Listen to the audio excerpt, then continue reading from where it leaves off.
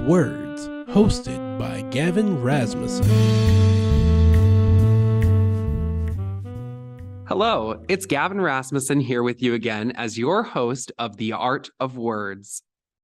Today, we are going to dissociate and go beyond the gender binary.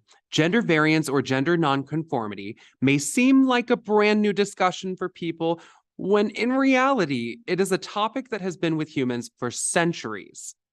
To put it simply, gender nonconforming people are people that express themselves in ways that are different than society's views of gender expression.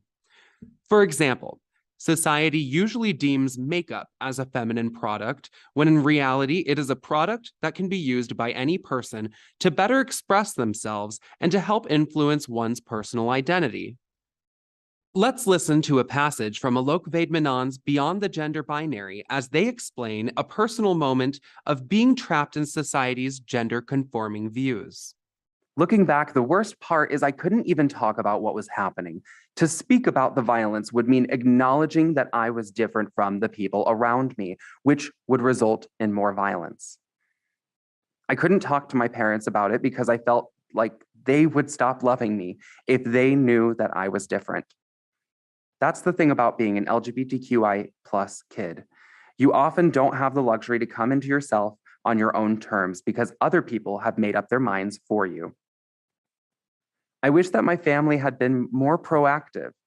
I wish they had introduced a conversation about bullying so that I knew I could speak about it happening too. I wish that they could have let me know that this was not okay.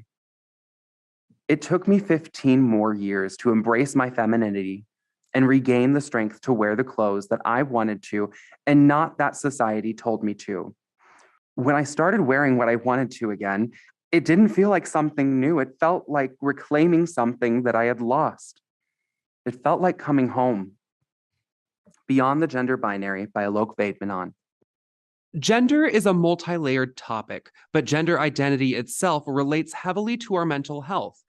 When a person comes to question themselves, more specifically their gender, it can often lead to a feeling of losing oneself.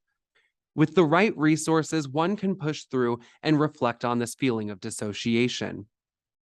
A poem from Alok Vaid-Menon's Your Wound, My Garden.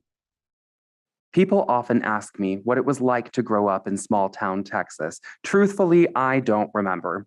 When I look at childhood photos, it's like I'm looking at someone else. The only evidence that I have that I was real is other people's stories. I scour through every stray diary entry like a private investigator trying to find myself there.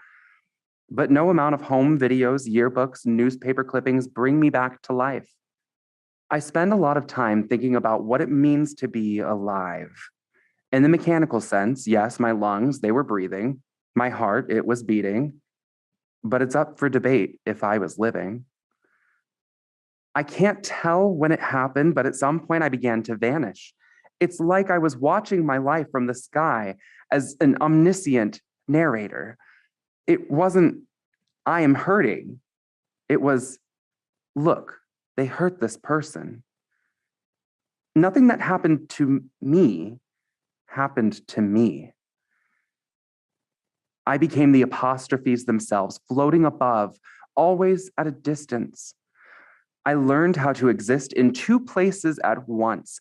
Time travel was a Thursday afternoon because the present didn't belong to me. I lived in the future. Dissociation both saved my life and made me lose it. What a strange sensation, the grief of being alive to mourn your own death. My Saturn return lassoed me back to my hometown last year. It was the longest I had been back since I was a child. Morning after morning, I would wake up and look at the same godforsaken ceiling.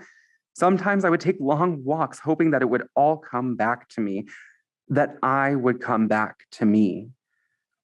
A sudden flash, like in the movies.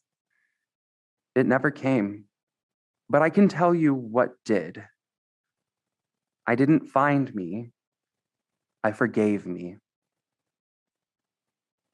In one story, we dissociate because we're broken. In another, we do precisely because we want to heal. My body fought for me before I could. It innovated and insulated me, creating the space for me to daydream myself into existence. I can't pinpoint when it happened, but I began to plant gratitude everywhere in myself I felt shame, filled lack with love. I may not know what I lost, but I am here to feel it. For the first time, not I, experienced this pain.